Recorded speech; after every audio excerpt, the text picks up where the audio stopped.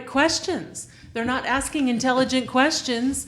It's mediocre questions to help bring out the candidates and what they have to offer and their ideas, and to even acknowledge the problems and what's going on. Some of the things that we've been discussing here on these shows. I don't see any discussion, and they're sitting there asking them all. They're asking all of the candidates about their personal lives, their personal business and finances, and while it may because be they have an agenda, and their agenda is to ruin the Republicans because they're controlled by the progressives and the liberals. So they're asking set-up questions. Well, I think as it's that. the media is linked to the government, and they don't want to The look at progressive themselves. They don't want us to address the real issues because that's the elephant in the room. That's Exactly. So instead they're putting the attention on irrelevant, petty stuff. And okay, it's important to look at and consider the backgrounds of each of the candidates and what they've done or what they haven't done. But guess what? It's not where you've been, where are you going? What are we going to do to resolve these problems, and who has the best plan? And that's what we're looking at. We want to look at who's recognizing the issues and going to do something about it, and talking about, giving us ideas. What we saw was kind of an uninteresting debate. There was something missing. And I think what was missing was what they were talking about was not what people want to hear. That just wasn't inspiring them. Like, what are we going to do different that we aren't already doing, And I think they're sitting there with some ideas or some intelligent people in that are the candidates. I think the media is just not asking the questions, and instead they're sitting there putting the questions about their personal lives, like I say, and it's a little bit irrelevant. They spend a lot of time talking about it, and a lot of time Hillary Clinton bashing, and it's like, well, but let's get off of it, and what are the solutions?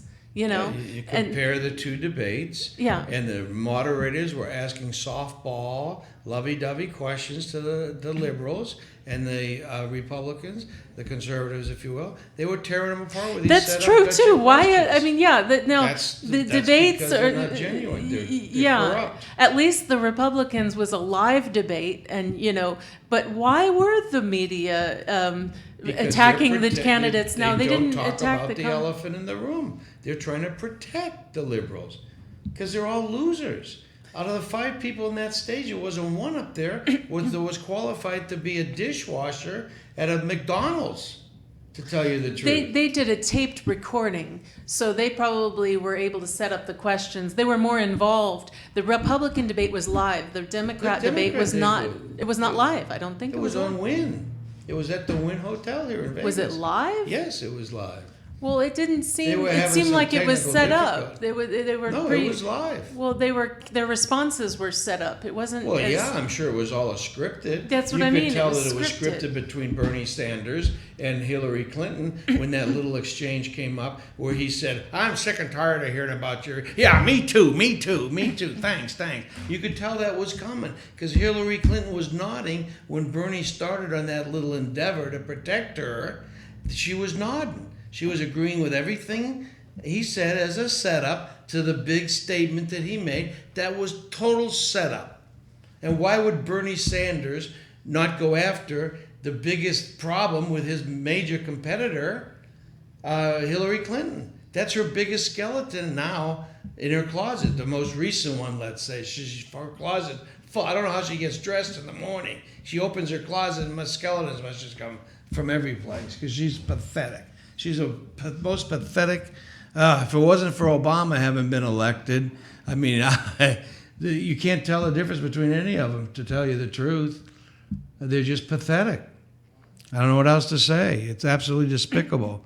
And then the moderators, like Maggie was saying, they're not asking the right questions because that's not their agenda.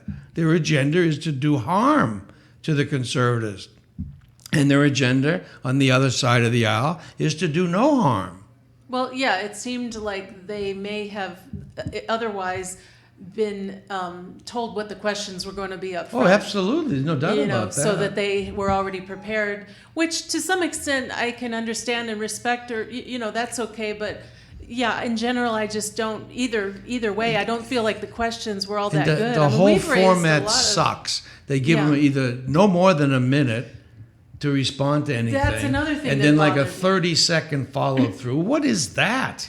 Yeah, You I mean, know, how it's are you going to sit there ridiculous. and You explain can't. your medical plan or whatever in 30 seconds? It's ridiculous. It didn't and really then the accomplish. moderators on the Yeah. conservative side will try to cut you off right at that minute because they start, having a war over there in the moderator desk, making noise and everything, trying to get to move on. And with the liberals, they get to run on all day.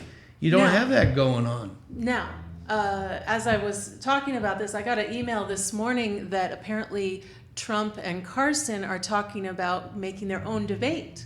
See, now I've been wondering, where the hell is that? Why can't we do even a pay-per-view or whatever, Well- keep the advertisers out of the deal, and I mean, I think we can, but the Republican Party, the RNC, Which is- requires that they do it only their ways, only their debates. yeah, that's the- But I in the article, apparently Ronald Reagan back in the day did his own debate as well, and he won. So even though he violated the rules, Well, he won. the, So I don't know if they have a way of the enforcing it. CNN What- debate wanted to go 3 hours Right. so they could make more money on the advertising, and Donald and Carson got together and said no.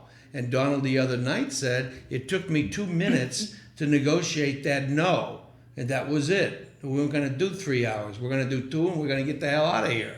And everybody laughed on the stage. And Marco was smiling from ear to ear and agreeing with Trump. I mean, the guy's smart. He's got instincts, and he is a leader, and he'll wipe out CNN. I mean, well, yeah, I mean, they could have just an internet I was debate. talking to Rolando. They're going to have an interview here, a debate, sometime next year, maybe the last debate at UNLV. There was a lot of competition to get it. UNLV won, however they did that, to have, I think it's the final debate, if I'm not mistaken. And that will be between Hillary, whoever the two parties candidates are, whoever win the nominations before the general election in November. So sometime probably So October. they are setting up. That's what I'm talking about. That doesn't involve this mainstream No, media. it may be That's- the mainstream media. Wow. I don't know who the moderators are going to be, but it very well could be. But now Rance Priebus, or what his name is, with the RNC, is because of the debate the other night, they are making changes now. They're looking at their whole schedule, and if they don't think there's an issue with the moderators, they're going to change it. And too bad if you don't go along with it. Well, we're not showing up. Now, why isn't that the way that it should be done? The stars are the Republican debaters. They can dictate whether they go or not, like Trump and Carson. Well, yeah, that's what I'm saying. your So own you debate. can have your own independent, and how can they enforce it? I mean, supposedly can't. they're not allowed to, but they can't enforce Says it. who? Right. Well, the Republican Party.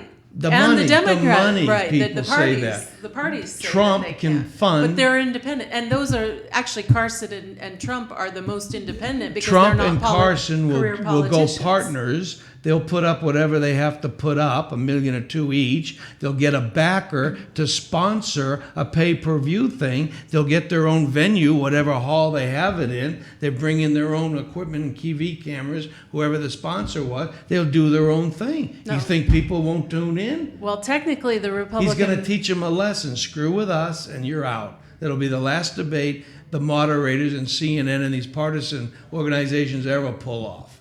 Well, yeah. I mean, technically, the parties are not supposed to allow it, but I don't think they have a way of Who are enforcing they? it. They're corrupt organizations. Well, then are they going to kick them out of the Republican Party if they have their own debate? Go ahead. I don't think they're. Well, apparently they didn't do it to Ron Reagan, is what I'm saying. Right, So- and they didn't want to do it to Trump because Trump would have kicked them out. So they signed that little phony agreement that we'll support you as long as you support us, which means nothing because the person that the people support, that's who the people support. Yeah. And CNN and the RNC and the DNC can go to hell as far as I'm concerned. They're Yeah. all corrupt organizations. Yeah.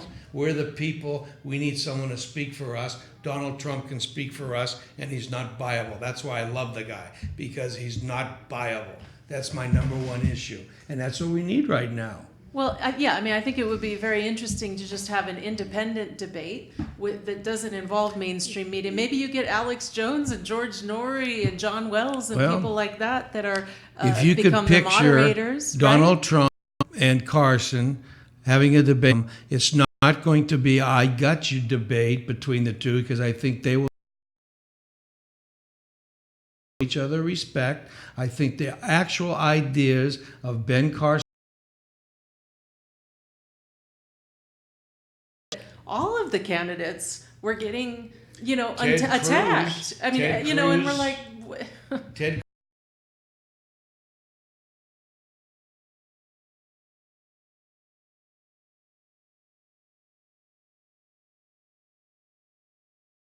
a debate where we had Hannity, Mark.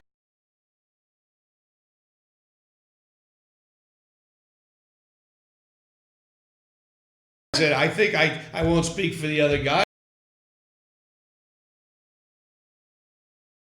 more But they're interesting partisans questions in a way, or, well, but yeah, they won't be attack partisans. And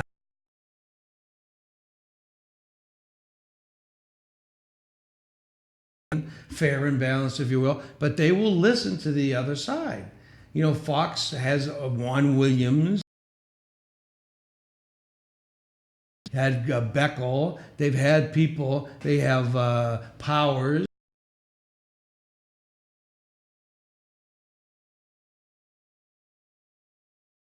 question. I mean, would like Jeb Bush participate in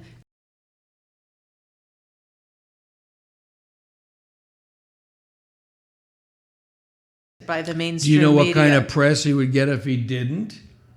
They'd say,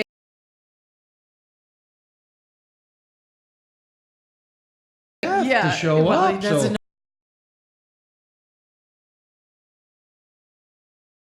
because you don't need the party's money. That would be a huge. You know what the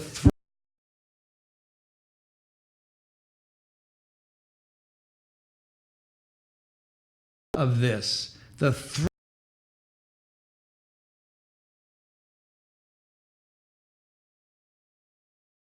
on, guys, we'll just work this out. You don't want the CNN, Well, you don't want to, whatever you want to do.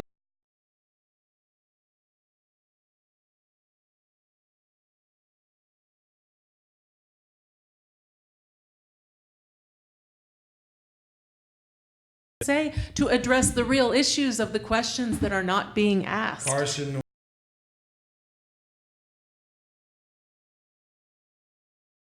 why don't they give each candidate 5-minute questions to express their beliefs and how they would do things in their plan and so forth, like tax plans and this and that.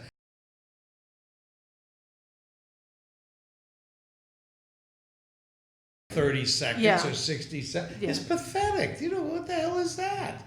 And there's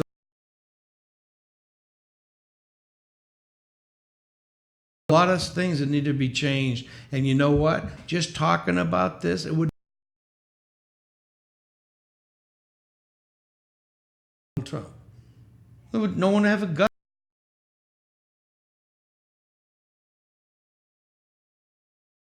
Their knees. You can't talk like that. Well, yeah, he was saying right there in the debate that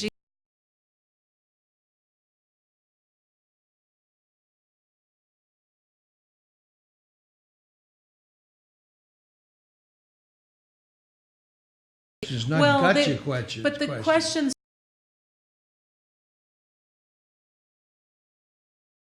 How are we Cruz, they're fix? calling Ben Carson had a good term when they interviewed him. Right? Well, what do you think?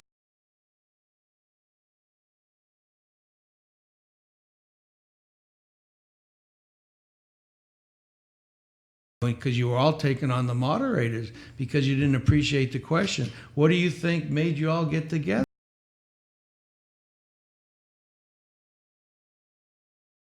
He says, well, I think it was the cruise missile.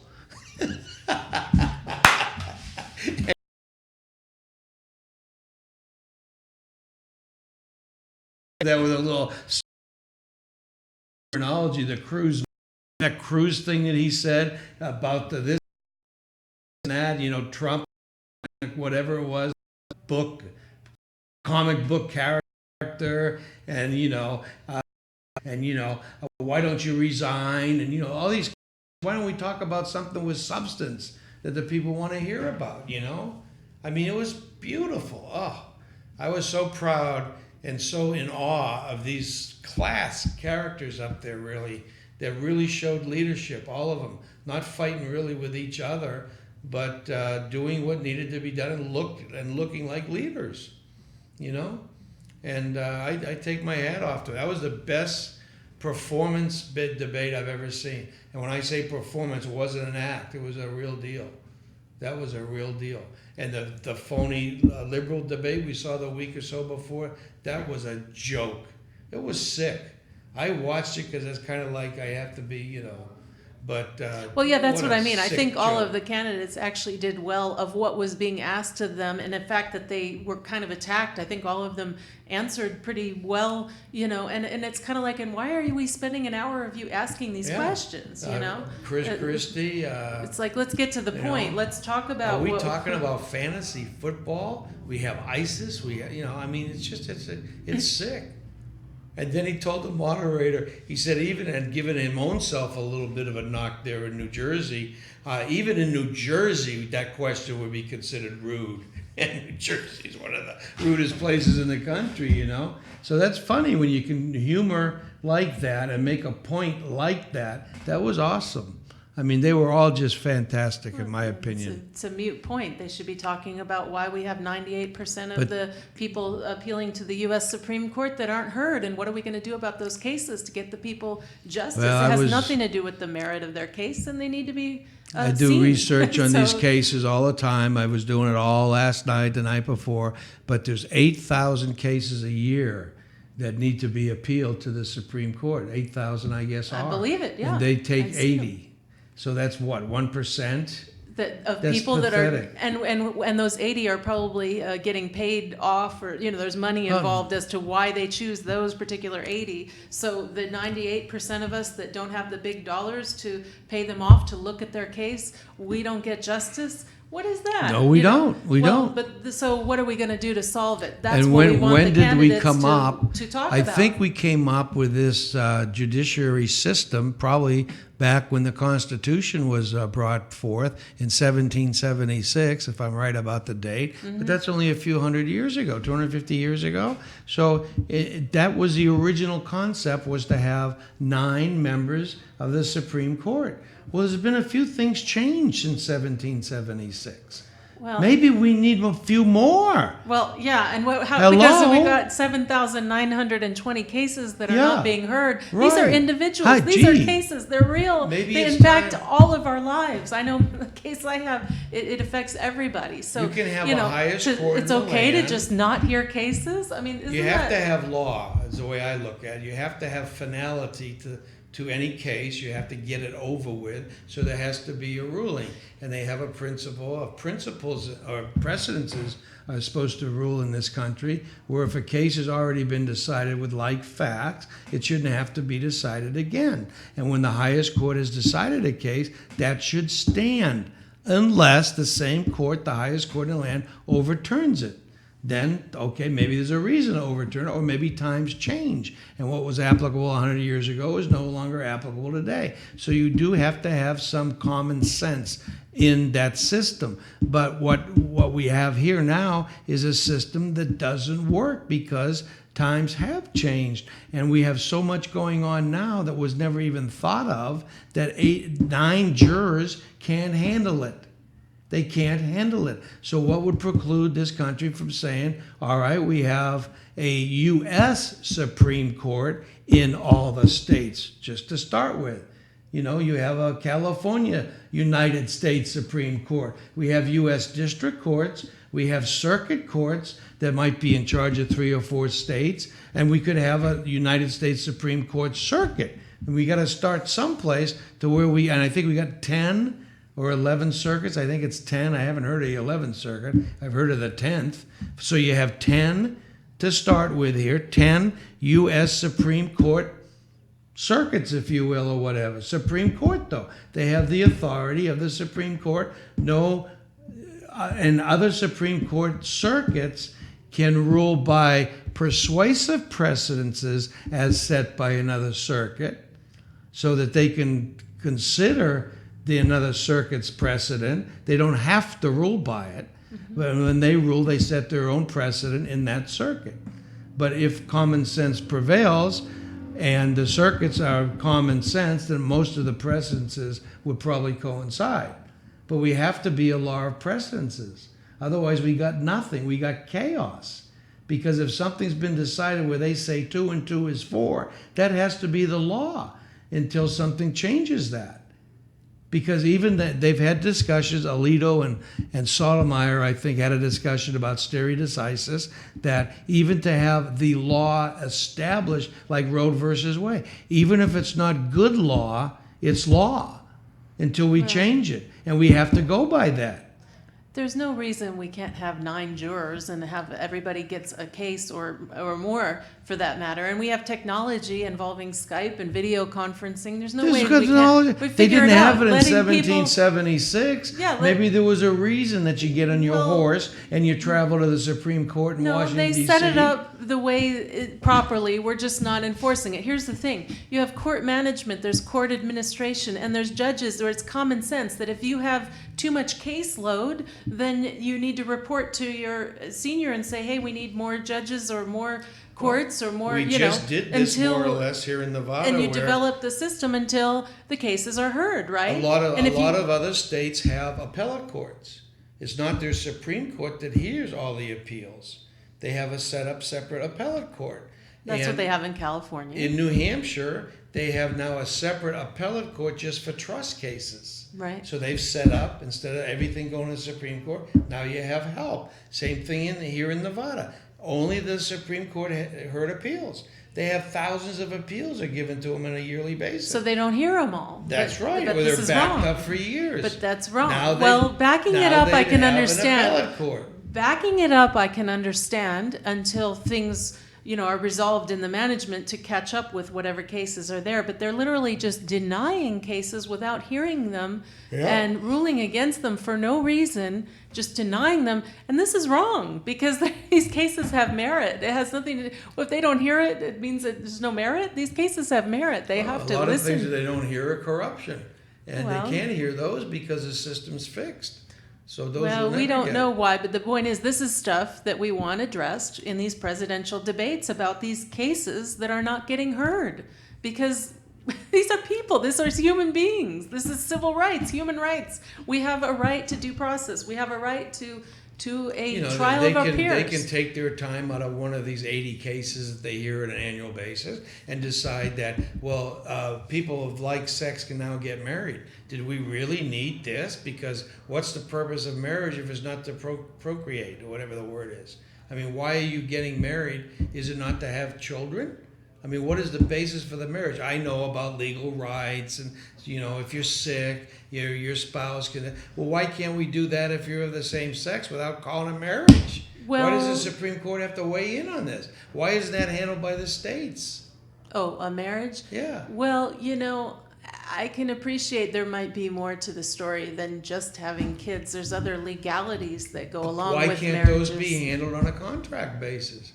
If you and I, why do we have to get married if we want to be together and you can take care of my health if I get sick and I can take care of yours? And why do we have to go and have someone with a collar go blah, blah, blah, blah. I'll tell you why. For example, I had a friend that was in the hospital we just talked about. That's what I'm talking about. Passed away. I couldn't be there for him because I didn't have relation. If you were legally married or have some relation, to that. Now, or a contract.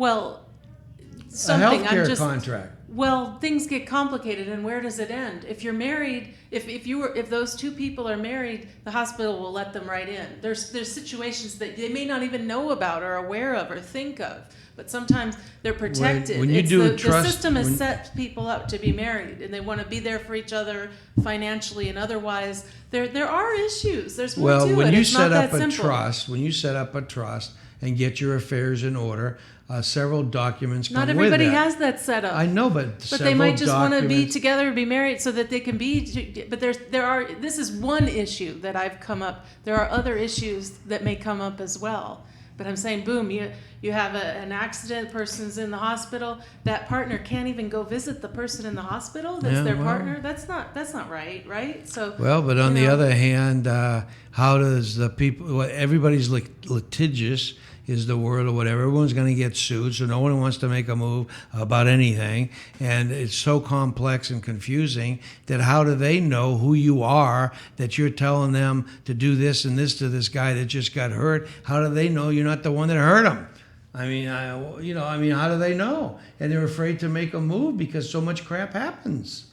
Well, there's discretion. There's another side to every discretion with who? Who's doing the discretion, and what's their capability to do the discretion? Well, in the case that I was there, I was talking about just being there and asking the nurses to keep their voices down in ICU. Yeah. Basically, I was asking them to do their job. Yeah, well, that's they got upset with that. Of course. So, well, but that's not asking them certain medical things. I didn't get involved in his medical care to that great extent. I was asking for really basic bedside manner, and I think it's important and understandable that anybody in the ICU would want to have an overseer, someone, a friend or family member or significant other. If it's not too late, if they thought about it in time. Well, that's true, but in this case it wasn't. I'm never going to get sick, so I don't have to think about that, Well, it's the way people think, Any of us could end up in the hospital for any number of reasons. Well, Go get hit by a truck. I mean, who thinks like that? Well, I don't think like that. I've never been to the hospital myself, and not knock on wood, but let's get real. Real life is that any of us could be in the hospital for any reason. You have to Most take people care of don't yourself. have a power of attorney set up, and we're not. No, of course not. Well, so common sense is the hospital should be letting, if someone says that that's their friend and it's established. No, it's not realistic here. I mean, people should be allowed to visit their friends or significant others in the hospital. I mean, this is crazy. So that's just one reason I'm suggesting. Now, I don't know about the union they're talking about versus marriage, but I'm just saying that there are legalities that our system is set up for that are involved with marriage. So that's why I could understand. There are other reasons why people might want to be married. And it's not just about having kids. I think there's more that we hadn't thought of. There's more to it. There's more to what it. They call it the union. I'd have to look at what the laws, what does that involve? One of the biggest things that we have going on with our judiciary is it's become political, and that's cancer. And it ain't going to work. That's the biggest problem that we're looking at right now is the judiciary system is, it is cancer. It's just pay off whoever has the most money. Spread to everything. And you're done. I mean, like the judiciary, for example, when you elect your judges and they have to raise money to run for election, and they raise the money from the very lawyers of who cases they decide. I mean, that's just open, invitation to corruption. That's just an absolute gold-plated invitation right there, and it doesn't work. So we need to raise that in the presidential debates. That's what I'm saying. Real issues like that, Instead of, are you really a cartoon character? Whatever the hell the question was, which was just a sick question, but showed their colors. You see, I'm happy because the media has always been one of the biggest problems in this country. Is the media is controlled with a liberal agenda, and liberal agendas don't work. Look at Detroit, look at Cali, look at these places. They destroy everything they touch because they're not about progress. They're progressives, but that's a different word. They don't want to be on the truth side of anything. They don't want to make anything. They want to control people so those people that they control vote for them and keep them in power. That's what it's all about. They can't stand you having any freedom. And then they have to come out with everything has to be politically correct, and they're going to dictate what you can say, what you can't say. They're going to have words that are no longer acceptable. Where does it end? Where does it end, I wouldn't throw the baby out with the bathwater. I mean, I'm an independent, but it's still, they may have certain points on certain issues, and, each issue would just have to be evaluated independently, I think. As far as I'm concerned. I think it really has to come from the grassroots organization on a local basis to start with, and then as the local basis, goes, it can become more district, Studying more the issue, circuit, yeah. more, but it has to start at home. Because issues in this country are not the same in Kansas as they are in New York City. It's a different environment. It's almost dramatically as opposed can be. So you have different issues in different places. I was in the oil and gas and coal business, and the government steps in and they pass a regulation that would, if you mine coal, strip mine or whatever, that you have to restore the environment to its original contour. Now that sounds good on a nationwide basis. It might work in Texas, it might work in Oklahoma, it may work some places, but in the mountains of these areas like in Kentucky where you have the hills of Kentucky are just, they're slums because they don't have any land to work with. Everything's a hill or a rock or this or that. Coal companies come in and they level these places and they clean them up because now they're flat. Now they could put a mall, a school, a city, whatever they want. Oh no, federal government, you got to put the mountain back. And that's the point. All things coming from the federal government don't work. And they don't apply to every place in the country. It has to be local. Local people have to run their little world the way they want to run it. And you don't need interference from the federal government, which business should be to protect the country and the borders and things of that nature, which only the U.S. government can do. They need to keep their fingers out of what they can't do. Well, I think in general, you're correct. But to say absolutely no federal government, maybe we need a world government. I'm not really sure. But for example, the post office, like how are you going to mail, a letter off to Afghanistan or Timbuktu? Federal Express? But they don't go to every area. They could, or they would if they had to. But, well, would they? And there are would some. They if You're they right had about to? the I don't post. know. There's some local, real small, one-dog towns that may get 20 letters a year, and the only ones there are the post office. But that's what I'm saying. Well, only ones there are the post office. That's a federal government. Well, but the point is, we need to be able. The post office loses their ass. We need to be able. This is just an example, but we need to be able to have the ability to mail everywhere. And the post office is the only place that's handling everywhere. So these are just certain issues that have to be, addressed. That's why I say everything's on an individual basis to create the argument. Well, when they first, several years ago, not that long ago, legal documents had to be signed. And that was a nightmare because getting legal documents signed is a pain in the ass. I mean, because you have things going on here and there, and you need to send it here, and everything had to go by snail mail. And then we invent the internet and email. Now everything's dramatically faster. It's almost instantaneous. But you still only have to get this signed. Well, not anymore because now they have signature type things that you can do with your computer and so forth, and that becomes a legal document. Those are the changes that need to be made so that we get with it, that we do things more productively for a more economical way instead of suffering through post offices out in Timbuktu that get 20 letters a year. You can live without those 20 letters. You just have to learn that you can live without them. Well, sometimes we need to make changes. I mean, I agree that we're mailing a lot less mail and letters due to technology, which is positive. But now the mail's there become are junk still mail. There's still times that we need to mail things to everyone. Give me an example. Mailing a box, a postage, like a goods. Maybe you buy something on it. They buy something on Amazon. How are they going to get something in the mail? Drone delivery. Who handles drones? Amazon. The post office handles drones? Not yet. Well, what if they buy? What They're- if I live out there and you are mailing me something? You are mailing me something. If there's a you need, don't have if there's drone. a need in this country, if you keep the government out of it, if there's a need, an entrepreneur will fill it. So you don't have to worry about it. If you need to get a package and packages aren't being delivered or whatever, and there's a need for it, and there's money to be made delivering that package, somebody is going to be able to deliver the package. Well, that In the may be meantime- true, but sometimes it's more effective if we have a system where the federal government, there's a department that handles it because it can actually be more cost effective because they're Not set up. with the That's why we government. have with the post office as an example. They lose money every single day. They get billions of dollars a year. They're in the red.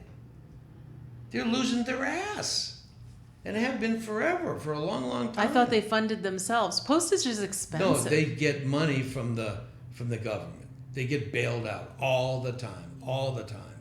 I do think it could be managed a whole lot better. Because government can't manage it. When you have bureaucrats or government employees managing anything, you got nothing but I got a break, 15-minute break. And then you have to have, by whatever their regulations are. I had an experience at the test site here with an electrical job that had to be done, and you had to have a gal, and you had to have a guy, and you had to have someone of color, and so out of this little job that would normally take one electrician, you couldn't have just one because you're discriminating if you just have one, so you have to have like 4 to do one job. But that's the problem.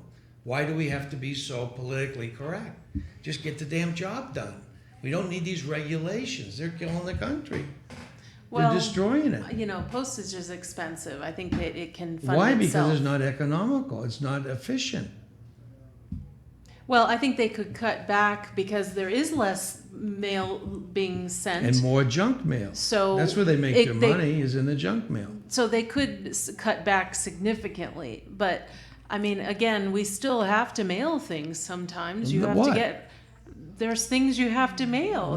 But what if you order something and you need it mailed? What did the Stone? What did Flintstone? What if they're out in the middle of nowhere and they don't have access to a Best Buy or place that they need to buy a computer, and so they order it, or maybe they buy it on eBay or Craigslist or something secondhand. Point is, an individual sends to an individual, because you're right. Okay, you get Amazon, but not everybody's going to shop for everything on Amazon. I mean, there's other places that don't have not everybody has drones. Right. If you want something and you can't get it, you will adjust to be able to get it.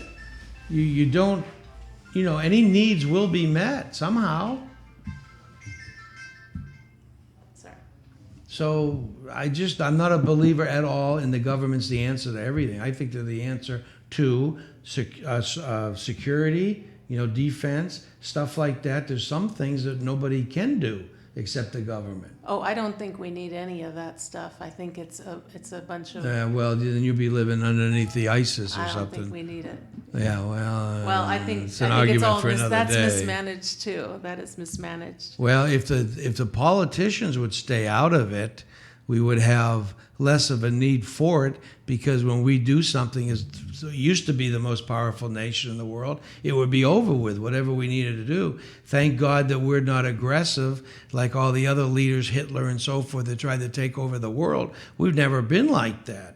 Well, we are. We're off in wars. We're attacking That's because people of politicians. Well, it's screwed up. And we don't need to be like that. Terrorism. What's this war on terrorism? Do you think that possibly the 7,920 cases that don't get heard, do you think those people might be a little angry and feel hopeless that their case and their situation has just become a moot point where they turn to other sources and might say, screw this, I'm going to join ISIS or some terrorist and go shoot something because they feel they have no recourse. Do they have recourse if they've just been denied and to no end, and they're told flat out that their case will never be heard? They have no civil rights, so no human rights. So do you think maybe they give up? Do you think if we solved some of these problems where their cases were heard and people actually got justice, that maybe, just maybe, it would resolve a lot of the crime? Do you think it would help them to not be so angry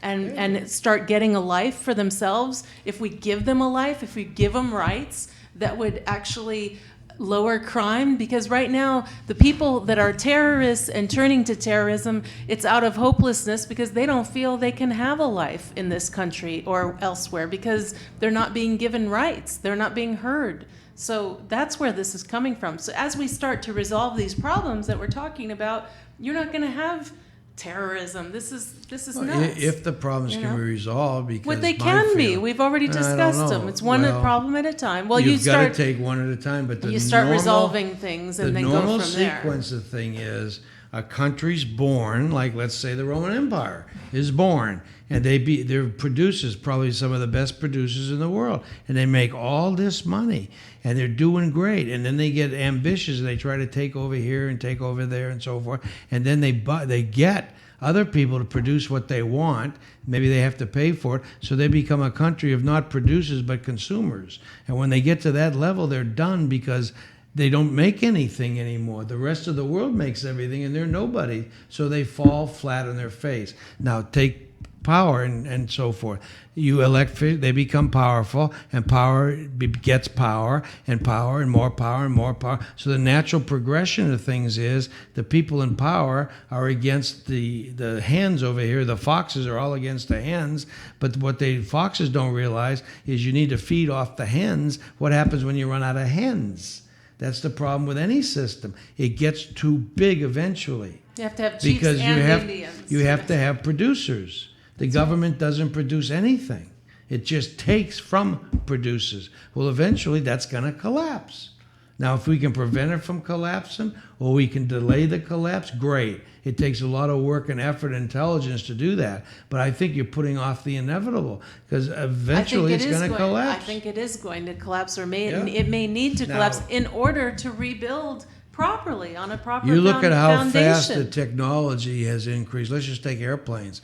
The Wright brothers were flying around with a rubber band basically and a couple of things stuck together in 1903.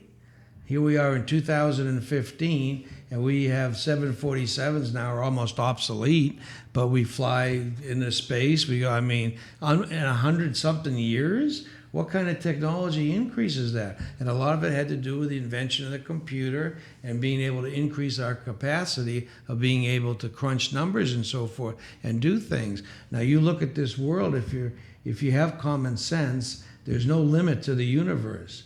There's no end to this thing. We're not in a bubble. Well, what's on the other side of whatever you're talking about? What's there? It has to be something there. Space is space. It never ends. So there are an unlimited amount of things out there just like us. Because the equation, the math, if you're a gambling person being in Vegas, you know the odds are 1 jillion. There's no limit to the odds. There's life out there. Now, how far have we come? In 100 years, we've come pretty far. Do you think, and we're young, but do you think there's not someplace, somewhere that's a hell of a lot further along than we are? That could interplanet go from this solar system to that solar system eventually? Yeah, well, you know what happened? They collapsed. They're not there. They're like, oh, we're going to be someday. Or the solar system is you get sucked into the sun. We are going to get sucked into the sun. Maybe not tomorrow. It might be 1 billion years. Whenever it is, we're going to get sucked into the sun. Not everything stays the same forever. And countries collapse. Right. And they collapse because the system doesn't work. And I don't think any system would work. Well, I don't Because it's subject to humans. Well, and humans are going to be greedy. Some are not. You're utopian bound. Some aren't. Some don't believe in that stuff. Some do. You're never going to get two people in the room that always agree together. And you got two parties now that'll never agree together. Never, ever. That's not the system. They're supposed to diametrically oppose one another. And that's what they do. Well, I believe that we can and will, move forward. We can make things better than they are now, significantly better.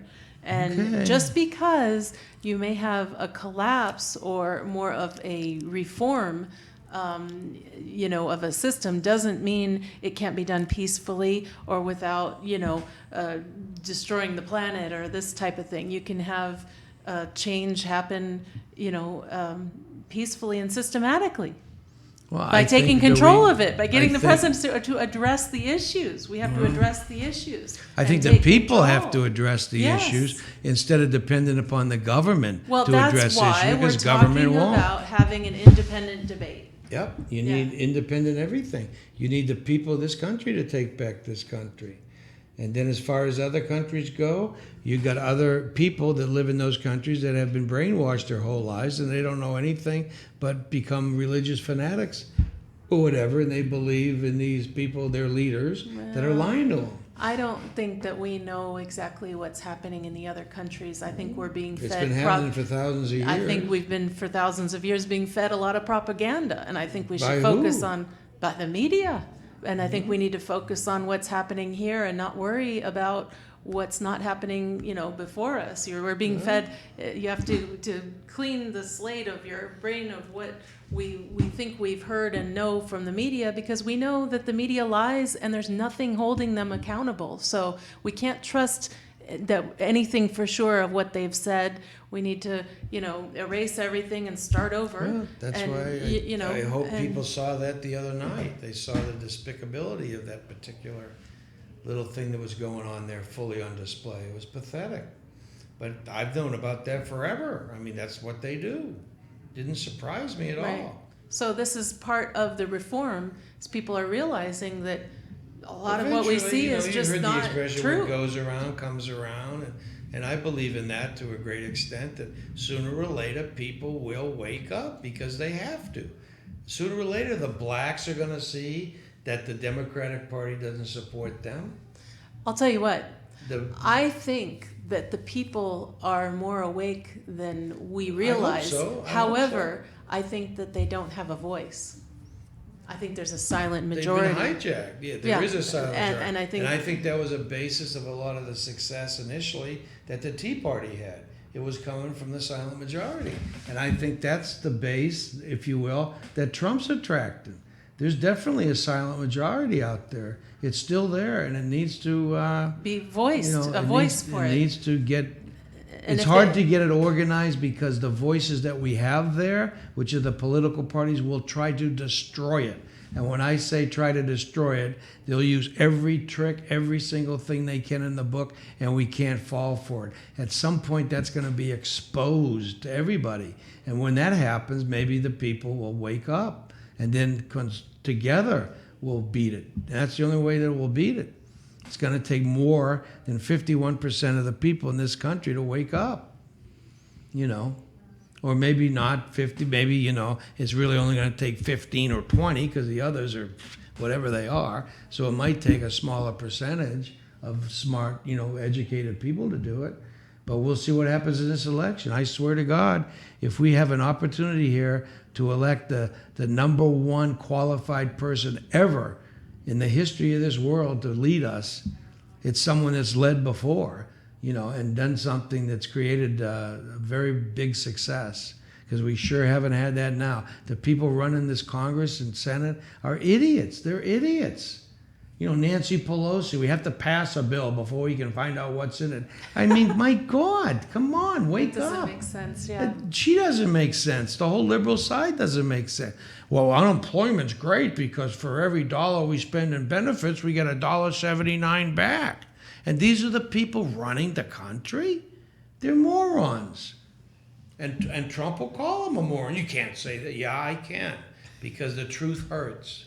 But anyways, that's where we are. So now that you know the truth, Maggie, anyways, we can all hope that the people wake up and they see what happened the other night, and that means something. They actually get it. Wouldn't that be refreshing that more people kind of went from, they believe everything they're told to, maybe they don't.